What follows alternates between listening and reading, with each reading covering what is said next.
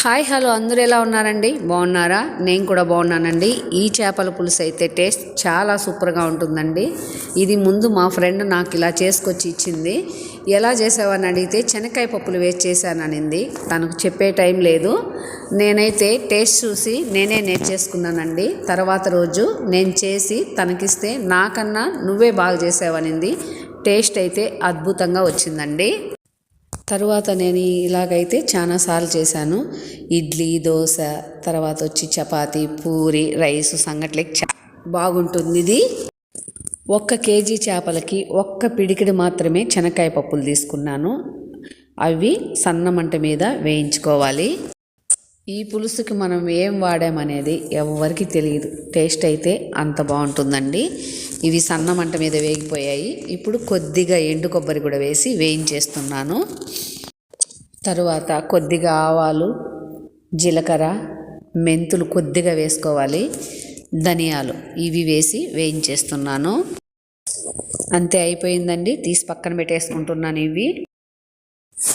ఇప్పుడు పెనంలో కొద్దిగా ఆయిల్ వేసి ఉల్లిపాయ ముక్కలు వేసి గోల్డ్ కలర్ వచ్చేంత వరకు వేయించుకోవాలండి.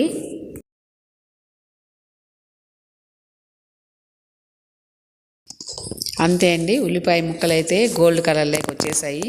ముందుగా వేయించుకున్న పప్పులు, ఇప్పుడు వేయించుకున్న ఉల్లిపాయ ముక్కలు అన్నీ వేసి మిక్సీలో మెత్తగా పేస్ట్ చేసేసుకుంటున్నాను. ఇప్పుడు పాన్లో కొద్దిగా ఆయిల్ వేసుకున్నాను. కొద్దిగా ఎక్కువే వేసుకోవాలి చేపల పులుసు కండి. దీనికోసం నేను జీలకర్ర, కొద్దిగా ఎండుమిర్చి వేసి వేయించుకుంటున్నాను. ఇవి వేగిన తర్వాత అల్లం వెల్లుల్లి పేస్ట్ ఇందులో వేసి వేయించేస్తున్నాను. ఇప్పుడు ఇందులో కొద్దిగా ఇంగువ కూడా వేసి కలిపేస్తున్నాను. తర్వాత 2 మీడియం సైజు టమాటాలు అయితే పేస్ట్ చేసి పెట్టుకొని ఉన్నాను. అది కూడా వేసి బాగా కలిపేస్తున్నాను. ఇప్పుడు ఇందులో నేను ఉప్పు, కారం, పసుపు వేస్తున్నాను. ఈ నాకు కారం ఎక్కువ ఉందండి, అందుకే నేను కొద్దిగా వేశాను. మీరు చూసి వేసుకోండి. టమాటాలు పచ్చివాసన పోయేంత వరకు సన్న మంట మీద మూత పెట్టి ఉడికిచ్చేస్తున్నాను. ఇలా ఆయిల్ అంతా పైకి వచ్చిన తర్వాత చింతపండు పులుసు అయితే నేను రెడీగా పెట్టుకున్నాను. అది కూడా వేసి కలిపేస్తున్నాను. ఇప్పుడు ఇది మూత పెట్టి సన్న మంట మీద కొద్దిసేపు ఉడికిస్తున్నాను. అంతే అండి. ఇప్పుడు ఇది ఉడికిన తర్వాత ముందుగా మిక్సీ పట్టుకున్నాం కదా శనక్కాయ పప్పులు, ఉల్లిపాయ ముక్కలు, అవి కూడా వేసి కలిపేస్తున్నాను. ఇదంతా బాగా కలిసిపోయిన తర్వాత ఇప్పుడు ఇది కూడా సన్న మంట మీద మూత పెట్టి కొద్దిసేపు ఉడికిస్తున్నాను. ఇది కూడా బాగా ఉడికిపోయేసిందండి. ఇప్పుడు మీకు ఉప్పు, కారం ఏదైనా కావాలంటే వేసుకోవచ్చు. నీళ్ళు కూడా పలచగా కావాలన్నా చిక్కగా కావాలన్నా ఇప్పుడే వేసేసుకొని మూత పెట్టి సన్న మంట మీదే ఉడికిచ్చేస్తున్నాను నేను. ఇప్పుడు నేనైతే కరివేపాకు, కొద్దిగా కొత్తిమీర, వెల్లుల్లిపాయ ముక్కలు కొద్దిగా ఎక్కువే తీసుకున్నానండి. ఇవన్నీ ఇప్పుడు ఈ పులుసులో వేసేస్తున్నాను. ముందుగా నేను లెమను, పసుపు, ఉప్పు వేసి చేపలను క్లీన్ చేసి పక్కన పెట్టుకొని ఉన్నాను. అవి ఇప్పుడు ఒక్కొక్కటిగా ఇందులో వేసేస్తున్నాను.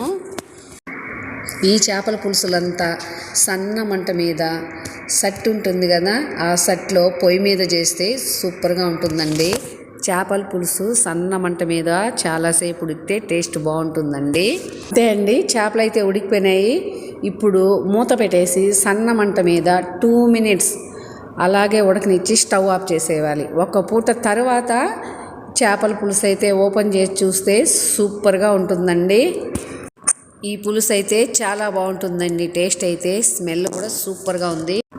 నేనైతే 1 పూట తర్వాత ఇలా ఓపెన్ చేసి చూశాను. ఎంత బాగుందో కదా, సిల్కీగా. మీరు కూడా ఒకసారి ఇలా తయారు చేసుకొని ఎలా ఉందో కామెంట్ బాక్స్లో అయితే తెలియజేయండి. నా ఛానల్ సబ్స్క్రైబ్ చేసుకొని వాళ్ళు ఎవరైనా ఉంటే సబ్స్క్రైబ్ చేసుకోండి, సపోర్ట్ చేయండి. ఓకే అండి, బాయ్ బాయ్. నెక్స్ట్ వీడియోలో అయితే కలుద్దాం.